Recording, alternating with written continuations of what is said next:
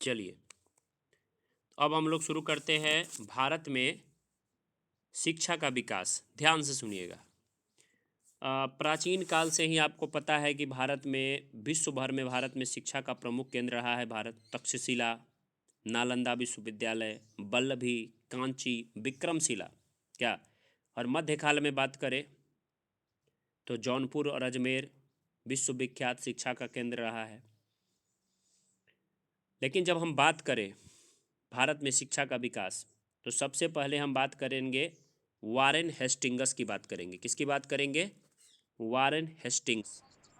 Warren Hastings ने 1781 में कलकत्ता में एक मदरसा स्थापित किया, ठीक है, जिसमें फारसी और अरबी भाषा का अध्ययन कराया जाता था। कलकत्ता के मदरसे में कौन सा भाषा का अध्ययन कराया जाता था? फारसी और अरबी भाषा का अध्ययन कराया जाता था। बहुत पूछता है, जब भारत में पहला मदरसा स्थापित कब हुआ, तो 1781 में। कहाँ हुआ? कलकत्ता में। कौन कराया? Warren Hastings. ठीक है। फिर 21 फरवरी 1784 को वारेन हेस्टिंग्स ने अपने पत्र में लिखा कि कोर्ट ऑफ डायरेक्टर्स, होता था ना court of director, board of director, तो कोर्ट ऑफ डायरेक्टर्स को ध्यान इस ओर आकर्षित कराया कि उत्तर और दक्षिण भारत के सभी प्रमुख नगरों में विद्यालय, क्या बोला? उत्तर और दक्षिण भारत के सभी प्रमुख नगरों में, ठीक है, विद्यालय जनधन और भवन अभावग्रस्त व जीर्ण शीर्ण अवस्था में है। ठीक है। इसने क्या किया? कोर्ट ऑफ डायरेक्टर्स को बोर्ड लिख करके इस मतलब लेटर लिख करके इस बात की ओर ध्यान दिलाने का काम किया। ठीक है। और 1784 में क्या हुआ? 1784 में मैं आपको बताता हूँ, आप पढ़ते हैं, कहते हैं कि एनसीईआरटी पढ़ लेंगे तो हो जाएगा, ये पढ़ लेगा, वो पढ़ लेंगे। सारे बुक का निचोड़ ये बुक है। इस बुक को पढ़ने के बाद कोई दुख नहीं रहेगा, गारंटी लेते हैं, सब दुख खत्म हो जाएगा इस बुक को पढ़ने के बाद। समझे? बहुत लेवल का बुक है। तो क्या हुआ कि 1784 में वारेन हेस्टिंग्स ने क्या किया? 1784 में वारेन हेस्टिंग्स ने अंग्रेज विद्वान आया था, विलियम जोन्स आया भारत में। कौन आया अंग्रेज विद्वान 1784 में? विलियम जोन्स ने कलकत्ता में एशियाटिक सोसाइटी ऑफ बंगाल का स्थापना किया। तो एशियाटिक सोसाइटी ऑफ बंगाल का स्थापना कब हुआ कलकत्ता में? बताइए। 1784 में। कौन किए? तो विलियम जोन्स किए थे। ठीक है। और इस सोसाइटी के सदस्य थे, इनका नाम था विल्किंस। क्या नाम था? विल्किंस। विल्किंस ने 1784 में भगवत गीता और बाद में हितोपदेश, हितोपदेश जिसका कौन रचना किए थे? नारायण पंडित। हितोपदेश और भगवत गीता का 1787 में अंग्रेजी में अनुवाद किया। ध्यान से सुनिए, 1784 में एशियाटिक सोसाइटी ऑफ बंगाल बन गया। इसके मेंबर कौन थे? बिल्किंस। बिल्किंस ने 1784 में भगवत गीता और हितोपदेश का क्या किया? अंग्रेजी में अनुवाद किया। काफ़ी इंटरेस्ट रखते थे वे भारतीय पुस्तकों पे। विलियम जोन्स ने स्वयं 1789 में, खुद जो विलियम जोन्स थे जिन्होंने एशियाटिक सोसाइटी ऑफ बंगाल का स्थापना किया था, लेकिन भगवत गीता और हितोपदेश का किसने किया जी? बिल्किंस ने। बिल्किंस ने खुद विलियम जोन्स ने 1789 में अभिज्ञान शकुंतलम, कालिदास की जो रचना है, उसका अंग्रेजी में अनुवाद किया। किसने किया अंग्रेजी में अनुवाद? विलियम जोन्स ने। उसके पश्चात गीत गोविंद, गीत गोविंद जानते हैं? गीत गोविंद का भी अनुवाद किया उन्होंने। और मनुस्मृति का अनुवाद एक कोड ऑफ हिंदू लॉ के नाम से किया। मनुस्मृति का अनुवाद किस नाम से किया? एक कोड ऑफ हिंदू लॉ के नाम से। 1791 में बनारस के ब्रिटिश रेजिमेंट थे जोनाथन डंकन। ध्यान से सुनिएगा, 1791 में, ठीक है, बनारस के ब्रिटिश रेजिडेंट थे जोनाथन डंकन के प्रयत्न से बनारस में एक संस्कृत कॉलेज खोला गया। बनारस में संस्कृत कॉलेज कब खोला गया? 1791 में बनारस में एक संस्कृत कॉलेज खोला गया। ठीक है। फिर आप जान जाइए कि 1800 ईस्वी में आईसीएस जो होता था, असैनिक अधिकारी, उनके लिए 1800 ईस्वी में लॉर्ड बेलेजली ने कलकत्ता में फोर्ट विलियम कॉलेज का स्थापना किया। खूब परीक्षा में ये सवाल पूछा है कि फोर्ट विलियम कॉलेज का स्थापना कौन किया? फोर्ट विलियम कॉलेज का स्थापना तो लॉर्ड वेलेजली ने किया। कहाँ किया? कलकत्ता में फोर्ट विलियम कॉलेज। इस कॉलेज में अंग्रेजी हिंदुस्तानी कोश और हिंदुस्तानी व्याकरण तथा कुछ अन्य पुस्तकें प्रकाशित होती थी, किंतु कुछ कारणों से ये जो मतलब फोर्ट विलियम कॉलेज था, कुछ कारणों से इस कॉलेज को 1802 में बंद कर दिया गया। फोर्ट विलियम कॉलेज को कौन बनाए थे? लॉर्ड वेलेजली, सैनिकों को प्रशिक्षित करने के लिए। और ये 1806 में इंग्लैंड के, तो ये समझ गए 1802 में बंद हो गया। आपको परीक्षा में बार बार पूछता है जब फोर्ट विलियम कॉलेज कौन बनाए थे, तो क्या कहिएगा? Lord Wellesley. ठीक है। 1799 से 1805 इनका कार्यकाल था। 1806 में इंग्लैंड के हेलेबेरी में प्रशिक्षण प्रारंभ किया गया। ठीक है। और आधिकारिक तौर से सर्वप्रथम 1813 के चार्टर एक्ट में, बताइए 1813 के चार्टर एक्ट में भारतीयों को पढ़ने के लिए कितना पैसा दिया गया? पहला बार, आप सबको तो अच्छा से पता है कितना पैसा दिया गया। 1 लाख रुपया दिया गया, याद है ना? 1 लाख रुपया पूछा है परीक्षा में, बीपीएससी में। ईसाई मिशनरियों ने भी भारत में अंग्रेजी शिक्षा का प्रचार किया, ईसाई मिशनरियों ने भी। ठीक है। और प्रारंभ में ईसाई मिशनरियों ने अंग्रेजी भाषा को माध्यम बनाया, परंतु शीघ्र ही उन्हें एहसास हुआ कि भारत में ईसाई धर्म का प्रचार करने के लिए उन्हें भारतीय भाषाओं का जानकारी होना जरूरी है। ठीक है, समझ गए? भारतीय नवजागरण के अग्रदूत राजा राममोहन राय भी अंग्रेजी शिक्षा के पक्ष में थे, पढ़े ना आप? 1822 में कॉर्नेवालिस ने एस्क्वायर के निकट एंग्लो हिंदू कॉलेज का स्थापना किया, जो बाद में इंडियन एकेडमी बन गया। और आपको पता है कि 1817 में डेविड हेयर की सहायता से हिंदू कॉलेज का स्थापना हुआ था। हिंदू कॉलेज का स्थापना 1817 में किन की सहायता से हुआ था? डेविड हेयर की सहायता से। ये थोड़ा मोड़ा मैंने आपको बेसिक बात बताई, जिसमें कुछ सवाल आपको आएगा, पूछेगा भारत में अंग्रेजों ने प्रथम मदरसा कहाँ स्थापित किया, तो क्या कहिएगा? कलकत्ता में 1781 में कौन किया? Warren Hastings. 1784 में विलियम जोन्स ने कलकत्ता में किस संस्थान का स्थापना किया? Asiatic society of Bengal. किस अंग्रेज ने सर्वप्रथम भगवत गीता का अंग्रेजी में अनुवाद किया? Charles Wilkins. अभिज्ञान शकुंतला का सर्वप्रथम अंग्रेजी भाषा में अनुवाद कौन किया? और गीत गोविंद का? William Jones. एक सवाल पूछता है, जब पेरिस की रॉयल एशियाटिक सोसाइटी का सदस्यता किसे दिया गया था? तो माइकल मधुसूदन दत्त को। किनको दिया गया था? माइकल मधुसूदन दत्त का। गीत गोविंद का अंग्रेजी में अनुवाद कौन किया? विलियम जोन्स किया गीत गोविंद का। एक कोड ऑफ हिंदू लॉ के नाम से किस संस्कृत ग्रंथ का अंग्रेजी भाषा में अनुवाद किया गया? बताइए, एक कोड ऑफ हिंदू लॉ के नाम से। मनुस्मृति का। बनारस में प्रथम संस्कृत महाविद्यालय का स्थापना कौन किए? Jonathan Duncan. भारत विषयक ज्ञान शास्त्र के जन्मदाता कौन थे? विलियम जोन्स थे ना, जो भारतीय किताबों का महत्व दिए थे।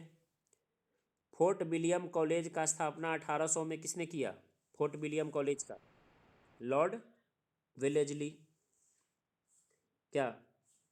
ये आपका रहा एक छोटा सा संक्षिप्त वर्णन। अब है, देखते हैं एंग्लो प्राच्य विवाद क्या था। Oriented Anglicist controversy. तो ईस्ट इंडिया कंपनी के 1813 के चार्टर में यद्यपि शिक्षा के विषय में बात की गई थी, परंतु उसकी नीति स्पष्ट नहीं थी। यहाँ से ध्यान से सुनिएगा। एंग्लो प्राच्य विवाद हम पढ़ रहे हैं, यानी एंग्लो यानी अंग्रेज की भाषा, अंग्रेजी नवीनतम भाषा, प्राच्य यानी हम लोगों की पुरानी भाषा संस्कृत। इसका क्या विवाद है? इसको बोलते हैं ओरिएंटलिस्ट एंग्लियलिस्ट कंट्रोवर्सी। तो ईस्ट इंडिया कंपनी के 1813 के चार्टर एक्ट में 1 लाख रुपया आपको शिक्षा के लिए दिया गया ना। वो पैसा खर्च भी नहीं हो सका। ठीक है, क्योंकि उस पैसा का उद्देश्य क्या था यही नहीं पता था किसी को। ठीक है, तो ये विचार था।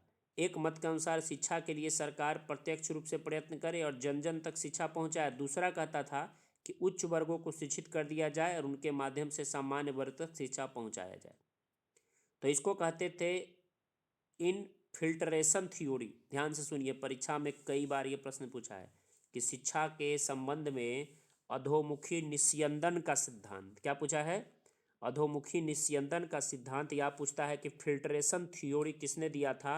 तो लॉर्ड मैकाले ने दिया था।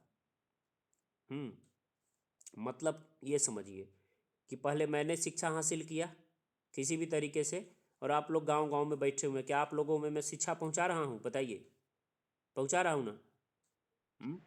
तो इसने कहा कि पहले जो है उच्च वर्गों को शिक्षित कर दिया जाए और उसके माध्यम से जो सामान्य वर्ग है उनके तक शिक्षा पहुंचा दिया जाए। तो इसको कौन सा थ्योरी कहा गया? इनफिल्ट्रेशन थ्योरी, अधोमुखी निस्यंदन का सिद्धांत। कौन दिए थे इसको? लॉर्ड मैकाले दिए थे। समझ गए फिल्ट्रेशन थ्योरी किसको कहते हैं? उच्च वर्गों से साधारण वर्गों में शिक्षा का ट्रांसफॉर्म कराना ही इनफिल्ट्रेशन थ्योरी है। इसकी घोषणा लॉर्ड ऑकलैंड ने किया था। अब प्रतिपादन कौन किए थे सिद्धांत का? Lord Macaulay. समझ गए?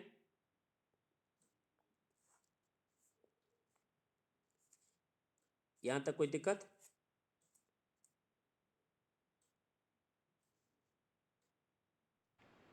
मैकाले ने बोला था, ठीक है, कि यूरोप के एक अच्छे पुस्तकालय की एक अलमारी, यानी यूरोप का जो एक अच्छा पुस्तकालय है उसके एक अलमारी का एक कक्ष भारत और अरब के समस्त साहित्य से अधिक मूल्यवान है। सोचिए कितना बड़ा बात बोल दिया वो।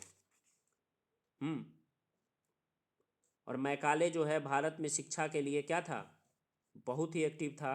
और मैकाले मैकाले कोई काल नहीं है, वही मैकाले है जो आज हम लोग अंग्रेजी जानते हैं। समझ गए? तो मैकाले ने 1835 में, कब बताइए? मैकाले एक तरफ आपको इंसल्ट किया, एक तरफ मैकाले ने एक सिद्धांत दिया। क्या दिया? इनफिल्ट्रेशन थ्योरी, अधोमुखी निस्यंदन का सिद्धांत। क्या था कि पहले उच्च वर्गों को शिक्षा दो, सामान्य वर्गों में खुद पहुंच जाएगा। फिर आपका मजाक भी उड़ाया। क्या बोला मजाक उड़ा के? कि यूरोप का एक अच्छा पुस्तकालय कि एक अलमारी में जो रखा हुआ किताब है वो पूरे भारत और अरब के समस्त साहित्य पे क्या पड़ेगा? भारी पड़ेगा। ठीक है। तो 1835 में मैकाले ने एक घोषणा पत्र जारी किया। ठीक है। और ठीक है, तत्कालीन गवर्नर कौन था 1835 में? मैकाले। मैकाले तो आपको याद हो गया, मैकाले के बारे में मैंने इतना बार बोला, याद हो गया। लेकिन 1835 में गवर्नर जनरल थे विलियम बेंटिक थे। कौन थे? विलियम बेंटिक थे। तो विलियम बेंटिक के प्रयास से अंग्रेजी भाषा को भारत में शिक्षा का माध्यम बना दिया गया। आज जो भारत में अंग्रेज शिक्षा का माध्यम अंग्रेजी है वो कब बन गया बताइए? 1835 में। किसके प्रयास से? मैकाले के प्रयास से। और कौन थे गवर्नर जनरल? विलियम बेंटिक थे। इस बात को समझ गए? तो आप लोग जो आज जो अंग्रेजी जान रहे हैं इसका उत्पत्ति कहाँ से हुआ भारत में? मैकाले के प्रयास से। 1835 में विलियम बेंटिक थे गवर्नर जनरल। समझ गए इस बात को? कितना बार मैंने बोल दिया। इनफिल्ट्रेशन थ्योरी कौन दिए? फिल्ट्रेशन थ्योरी, अधोन्मुखी निस्यंदन का सिद्धांत मैकाले दिए। कौन बोला कि यूरोपीय, हमारे जो यूरोप में एक पुस्तक, एक जो अलमारी में जितना पुस्तक रखा हुआ है पूरे भारत और अरब पे भारी पड़ेगा? तो मैकाले बोला। आगे चलकर लॉर्ड हार्डिंग ने आगे चल के लॉर्ड हार्डिंग ने अंग्रेजी शिक्षा को और अधिक महत्वपूर्ण बनाते हुए नियम निकाला कि सभी सार्वजनिक पद खुली प्रतियोगिता परीक्षा से भरे जाएंगे जिसमें अंग्रेजी ज्ञान को प्राथमिकता मिलेगी।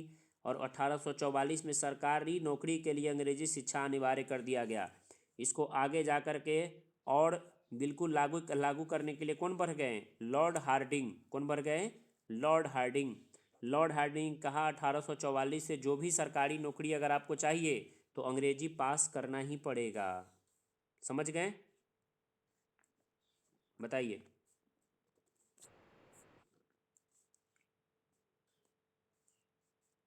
क्लियर है यहाँ तक?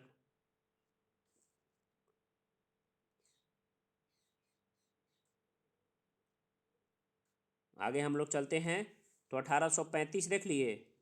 हम्म। अब आते हैं 1854। नोट कीजिए 1854 में आता है चार्ल्स वुड का डिस्पैच। क्या आता है 54 में? Charles Wood dispatch. Charles Wood dispatch कब आता है? चार्ल्स वुड डिस्पैच 1854 में। तो लॉर्ड डलहौजी के कार्यकाल में शिक्षा का विकास का दूसरा चरण हुआ। किसका कार्यकाल है ये? डलहौजी। डलहौजी। लॉर्ड डलहौजी के कार्यकाल में शिक्षा के विकास का दूसरा चरण शुरू हुआ। और कंपनी ने 19 जुलाई 1854 को अपनी शिक्षा नीति का घोषणा किया। तो शिक्षा के लिए एक बड़ा योजना लाया, जिसमें बोर्ड ऑफ कंट्रोल के प्रधान चार्ल्स वुड की अध्यक्षता में समिति बना, इसलिए वुड का डिस्पैच कहते हैं। समिति किसके अध्यक्षता में बना 54 में? वुड के डिस्पैच में। लेकिन गवर्नर जनरल कौन था? लॉर्ड डलहौजी। जैसे मैकाले लाया 1835 का, अंग्रेजी को शिक्षा का माध्यम बना दिया, लेकिन उस समय गवर्नर जनरल पूछेगा तो कौन होगा? William Bentinck. इस समय है डलहौजी। ठीक है। तो एक समिति बना जिसमें अखिल भारतीय आधार पर शिक्षा की नियामक पद्धति हेतु सुझाव दिया गया, इसे वुड का डिस्पैच कहते हैं। ठीक है। और इसमें क्या बात कही गई वुड के डिस्पैच में? वुड के डिस्पैच में कहा गया कि सरकार की शिक्षा नीति पाश्चात्य शिक्षा के प्रचार प्रसार वाली हो, यानी अंग्रेजी शिक्षा आपको दिया जाए। उच्च शिक्षा का माध्यम अंग्रेजी हो, परंतु देसी भाषाओं को भी प्रोत्साहित। उच्च शिक्षा आपको लेना है तो किस में लेना होगा? अंग्रेजी में। गांव में देसी भाषाओं की पाठशाला खोली जाएगी, लेकिन ऊपर जिला स्तर पर एंग्लो वर्नाकुलर हाई स्कूल और कॉलेज खोला जाएगा। समझ गए? और इसी समय जो है लंदन विश्वविद्यालय की तरह जो है कलकत्ता, बम्बई और मद्रास में 3 विश्वविद्यालय बना। क्या क्या बना? कलकत्ता, बम्बई और मद्रास में क्या बना जी? 3 विश्वविद्यालय बना। 3 विश्वविद्यालय कहाँ कहाँ बना? कलकत्ता, बम्बई और मद्रास में। और ये 1854 का वुड का डिस्पैच रहा। अब आते हैं हंटर शिक्षा आयोग, देखते हैं क्या देखते हैं। हंटर शिक्षा आयोग। हंटर शिक्षा आयोग जो आया था 1882 से 83। हंटर शिक्षा आयोग। और आपको पता है इस समय 1880 से 84 किसका कार्यकाल था? रिपन का कार्यकाल था ना, रिपन का। क्योंकि 1876 से 80 जो है लीटन का कार्यकाल था, और 1880 84 रिपन का कार्यकाल था। तो ये जो है रिपन के कार्यकाल में विलियम विल्सन हंटर की अध्यक्षता में 1882 में एक आयोग बना, जिसमें 20 सदस्य थे, 8 भारतीय थे इसमें। ठीक है। तो इसमें इस आयोग का कार्य केवल प्राथमिक शिक्षा के विकास का समीक्षा करना था। किस शिक्षा पर इसने बल दिया? हंटर शिक्षा आयोग किस पे बल दिया? प्राथमिक शिक्षा पे। तो बोलेगा हंटर शिक्षा आयोग का गठन कब हुआ? 1882 में। इस समय गवर्नर जनरल कौन थे या वायसराय कौन थे? तो क्या कहिएगा? रिपन था। कौन था? रिपन। बस इतना बात याद रखिए, इतना ही बात याद रखिए। ठीक है। फिर आपको पता है कि भारत का विभाजन कौन किया था? बंगाल का कर्जन। तो कर्जन के समय 1902 में आया था रेले कमीशन। रेले कमीशन, रेले कमीशन। कौन कमीशन? रेले कमीशन। तो पता है कि रैली विद्यार्थी सब कहाँ निकलता है? कॉलेज में निकलता है ना। तो लॉर्ड कर्जन ने अपने शासनकाल में मैकाले की देसी भाषा विरोधी शिक्षा नीति की आलोचना की। ठीक है। और इसने रैले की अध्यक्षता में एक विश्वविद्यालय 1902 में सर टॉमस रैले की अध्यक्षता में विश्वविद्यालय आयोग बनाया। तो बताएगा जब विश्वविद्यालय आयोग जो है 1902 में बना, विश्वविद्यालय आयोग किसके देखरेख में, किसके अध्यक्षता में? टॉमस रैले के। और गवर्नर जनरल कौन था? Lord Curzon. तो क्या बनाया? रैले। तो रैले पूछे कि विश्वविद्यालय आयोग किसके अध्यक्षता में, तो याद रखिए विश्वविद्यालय में निकलता है विद्यार्थी सब, क्या निकलता है? रैली। तो किसके देखरेख में? रैले के। समझ गए? बताइए यहां तक कोई दिक्कत? हम्म। अब हम देखते हैं मौलिक शिक्षा का वर्धा योजना। तो 1935 के भारत सरकार अधिनियम के तहत प्रांतों को प्रांतीय स्वायत्तता दे दिया गया, क्योंकि आपको पता है जो 1919 में प्रांतीय शासन हुआ था, प्रांत में शुरू। द्वैध शासन कहाँ शुरू हुआ था? 1919 में प्रांत में। लेकिन 1935 में द्वैध शासन कहाँ शुरू हुआ? केंद्र में। और प्रांत से खत्म कर दिया गया। पढ़ा है आपको। तो 1935 में भारत सरकार अधिनियम के तहत प्रांतों को प्रांतीय स्वायत्तता दे दिया गया, और 1937 में प्रांतों के निर्वाचन के बाद लोकप्रिय सरकार बनी। तो 1937 में भारतीय राष्ट्रीय कांग्रेस द्वारा महाराष्ट्र के वर्धा में शिक्षा का एक राष्ट्रीय सम्मेलन हुआ। कहाँ हुआ? 1937 में महाराष्ट्र के वर्धा में शिक्षा का एक राष्ट्रीय सम्मेलन हुआ, जिसमें 1937 में महात्मा गांधी के द्वारा अपने समाचार पत्र हरिजन में लेखों की एक श्रृंखला प्रकाशित हुई, जिसमें एक शिक्षा योजना को सुझाया गया। यह योजना को वर्धा शिक्षा योजना अथवा मौलिक शिक्षा योजना कहते हैं। तो वर्धा शिक्षा योजना कब आया? 1937 में। ठीक है, किस श्रृंखला से? गांधी जी के हरिजन पत्रिका के माध्यम से। समझ गए? इसमें क्या कहा गया कि विद्यार्थियों को 7 वर्ष तक मातृभाषा में अनिवार्य और निःशुल्क शिक्षा दिया जाए। कितने वर्ष तक? 7 वर्ष तक। ठीक है, समझ गए इस बात को?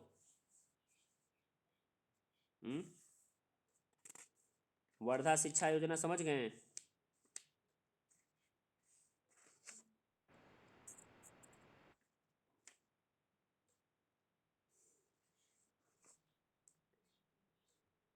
फिर आया 1944 में शिक्षा का सार्जेंट योजना। तो 1944 में केंद्रीय शिक्षण मंत्रणा मंडल ने तत्कालीन शिक्षा सलाहकार जॉन सार्जेंट के नेतृत्व में एक सार्जेंट योजना प्रस्तुत किया। इसमें प्रारंभिक विद्यालयों और उच्च माध्यमिक विद्यालयों के स्तर में सुधार पर बल दिया गया। 6 से 11 वर्ष के बालक बालिकाओं को निःशुल्क शिक्षा और अनिवार्य शिक्षा की बात कही गई। किसमें? शिक्षा के सार्जेंट योजना में। कब आया सार्जेंट योजना? 1944 में। फिर आप जानते हैं कि जब हम लोग आज़ाद हो गए तो आज़ादी के बाद 1948 में आया था राधा कृष्ण आयोग। कब आया था राधा कृष्ण आयोग? 1948 में राधा कृष्ण आयोग आया आज़ादी के बाद शिक्षा के लिए। कब आया राधा कृष्ण आयोग? 1948 में। 48-49 में आया राधा कृष्ण आयोग। ठीक है, और भारत सरकार ने डॉक्टर राधा कृष्ण की अध्यक्षता में विश्वविद्यालय शिक्षा पर सुझाव रिपोर्ट देने हेतु एक आयोग बनाया और इस आयोग ने अपना रिपोर्ट 1949 में दिया। कहा कि विश्वविद्यालय के डिग्री कोर्स से पूर्व 12 वर्ष तक स्कूली शिक्षा होना चाहिए। यह आयोग रिपोर्ट दिया। विश्वविद्यालय में परीक्षा दिनों के अतिरिक्त वर्ष में कम से कम 180 दिन का पढ़ाई होना चाहिए, इसने कहा। ठीक है, प्रशासनिक सेवाओं हेतु विश्वविद्यालय की स्नातक उपाधि आवश्यक नहीं होनी चाहिए। शिक्षा को समवर्ती सूची में रखा जाए, ये पूछ देता है बार बार कि शिक्षा को समवर्ती सूची में। आज शिक्षा समवर्ती सूची में है ना जी, तो शिक्षा को समवर्ती सूची में रखने का सुझाव कौन आयोग दिया था? राधा कृष्ण आयोग। ठीक है, पूछता है कि शिक्षा को समवर्ती सूची में रखने के लिए कौन आयोग सुझाव दिया था? राधा कृष्ण आयोग। फिर आप जो जानते हैं यूजीसी, जान रहे हैं यूजीसी आप लोग, विश्वविद्यालय अनुदान आयोग। तो इसी आयोग के सिफारिश पर भारत सरकार ने 1953 में यूजीसी विश्वविद्यालय अनुदान आयोग बनाया। ये भी खूब परीक्षा में पूछता है कि यूजीसी का गठन किस आयोग के सिफारिश पे हुआ? विश्वविद्यालय अनुदान आयोग का गठन किस आयोग के सिफारिश पे हुआ? तो क्या कहिएगा? राधा कृष्ण आयोग के सिफारिश पे। किसके सिफारिश पे? राधा कृष्ण आयोग की सिफारिश पे। समझ गए? 1947 में जब ये आयोग बना था उस समय देश में केवल 19 विश्वविद्यालय था, लेकिन आज देश में 903 गो विश्वविद्यालय है। उससे ज़्यादा भी होगा, 2019 में ही 903 था। थोड़ा और बचा हुआ है। अब है कोठारी शिक्षा आयोग 1964 से 66। तो डॉक्टर डीएस कोठारी की अध्यक्षता में जुलाई 1964 में उच्च स्तरीय शिक्षा आयोग बना। जैसे इंग्लैंड, अमेरिका, रूस आदि में शिक्षा शास्त्रियों की सेवा ली गई, मदद ली गई जी कैसे बनाया जाए। तो इस आयोग ने अपना रिपोर्ट 1966 में दिया। क्या बोला इस आयोग ने, कोठारी शिक्षा आयोग ने? इसने बोला कि राष्ट्रीय आय का 6% शिक्षा पे व्यय होना चाहिए। प्रश्न परीक्षा में पूछता है कि राष्ट्रीय आय का 6% शिक्षा पे व्यय होना चाहिए। कौन आयोग की सिफारिश में आया था ये? कोठारी शिक्षा आयोग। कब से कब कोठारी शिक्षा आयोग? 1964 से 66। ये सवाल पूछता है, कोठारी शिक्षा आयोग 64 से 66। अब खत्म ही है लगभग, दो और है। राष्ट्रीय शिक्षा नीति नेशनल एजुकेशन पॉलिसी 1968 आया। कोठारी आयोग की सिफारिश के आधार पर सरकार ने 1968 में, ठीक है, स्वतंत्र भारत की प्रथम शिक्षा नीति की घोषणा की। कहा गया कि 14 वर्ष तक के आयु तथा अनिवार्य को निःशुल्क शिक्षा होना चाहिए 14 वर्ष की आयु में। त्रिभाषी फार्मूला को स्वीकार करके क्षेत्रीय भाषाओं के विकास का मार्ग प्रशस्त। पूछा त्रिभाषी फार्मूला के स्वीकार किया गया किस किस सिफारिश में? द न्यू एजुकेशन पॉलिसी में। राष्ट्रीय शिक्षा नीति कब आया? 1968 में। ठीक है, तो शिक्षा का जो संरचना था वो 10+2+3 करना, अर्थात 10 वर्ष तक सामान्य शिक्षा, 2 वर्ष की उच्चतम माध्यमिक शिक्षा और 3 वर्ष का स्नातक कोर्स। ये किस में अपनाया गया? राष्ट्रीय शिक्षा नीति 1968 में। फिर सरकार अभी न्यू एजुकेशन पॉलिसी लाया है, ये 10+2+3 को बदल दिया है सरकार ने, बदल दिया है ना जी। तो ये जो अभी अभी तक जो हम लोग पढ़ते आए हैं, करते हैं ना, मैट्रिक, 2 वर्ष इंटर और उसके बाद ग्रेजुएशन, ये पूछेगा आपको जो ये जो कोर्स आप कर रहे थे किस शिक्षा आयोग की सिफारिश पे, तो राष्ट्रीय शिक्षा नीति 1968, राष्ट्रीय शिक्षा नीति 1968, समझ गए। तो ये आपका पूरा से पूरा शिक्षा का रहा, शिक्षा का समझ गए, बताइए। शॉर्ट फॉर्म में एक बार फिर से बात करें तो जेम्स थॉमसन प्लान 1843 में आया था, देसी भाषा द्वारा ग्रामीण शिक्षा की विस्तृत योजना। वुड का डिस्पैच, चार्ल्स वुड के डिस्पैच 1854 में आया था, किसके समय में? डलहौजी के समय में आया था ना। तो इसमें क्या बना था?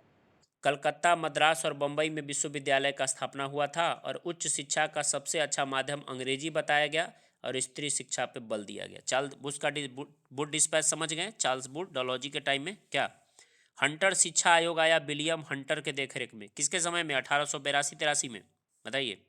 Lord Ripon, Lord Ripon. इसमें किस शिक्षा पे जोर दिया गया? प्राथमिक और माध्यमिक शिक्षा पे दिया गया ना। विश्वविद्यालय जो है, ठीक है, विश्वविद्यालय जो है से संबंधित एक आयोग बना था, सर टॉमस रैले के देखरेख में। रैले आयोग 1902 में बना था, किसके समय में? लॉर्ड कर्जन के समय। सैंडलर आयोग बना था 1917 से 19, लॉर्ड चेम्सफोर्ड के देखरेख में। लॉर्ड चेम्सफोर्ड के देखरेख में सैंडलर आयोग 1917 से 19। इस आयोग ने प्राथमिक से लेकर के विश्वविद्यालय शिक्षा के अलावा महिला शिक्षा के लिए स्वायत्तता का बात किया। सैंडलर आयोग खूब पूछता है, कब बना? 1917 से 19 में, ठीक है। सार्जेंट आयोग 1944, लॉर्ड बेबेल। इस योजना ने एक राष्ट्रीय शिक्षा योजना तैयार की और 6 से 11 वर्ष के बच्चों के लिए व्यापक निःशुल्क अनिवार्य शिक्षा। सार्जेंट योजना आयोग कब आया? लॉर्ड बेबेल के टाइम में, 1944 में। राधा कृष्ण आयोग 1948 से 49, लॉर्ड माउंटबेटन। क्या कहा इसने? विश्वविद्यालय अनुदान आयोग का गठन हुआ इसी के सिफारिश पे ना, राधा कृष्ण आयोग के। कोठारी शिक्षा आयोग कब आया? कोठारी शिक्षा आयोग 1964 से 66 आया ना, डॉक्टर डी कोठारी, कोठारी शिक्षा आयोग। और इसने क्या कहा कि राष्ट्रीय आय का 6% शिक्षा पे खर्च होना चाहिए। क्या? और इसी के आयोग पे विश्वविद्यालय अनुदान आयोग 1953 में अनुदान गठन हुआ। 1956 में यूजीसी क्या बन गया? एक स्वतंत्र निकाय बन गया। तो शिक्षा से जो महत्वपूर्ण बातें हैं आप लोग समझ गए, बताइए। और घटना चक्र में जा करके, घटना चक्र चलिए रहा है, सवाल बनाइएगा तो सारा सवाल बनते जाएगा। अब हम लोग कल देखेंगे 1857 के बाद जो समाचार पत्रों का विकास हुआ वो देखेंगे, कौन कौन था ना जी, कौन भारत में पहला समाचार, ये सब। फिर स्थानीय स्वशासन जानेंगे, लोकल गवर्नमेंट्स, इससे 2-3 सवाल हर परीक्षा में रहता है। बलवंत राय मेहता समिति, अशोक मेहता समिति। फिर हम आ जाएंगे गवर्नर जनरल सब पे, जो युद्ध हुआ उस सब पे आ जाएंगे। तो आज रहने देते हैं यहीं पे।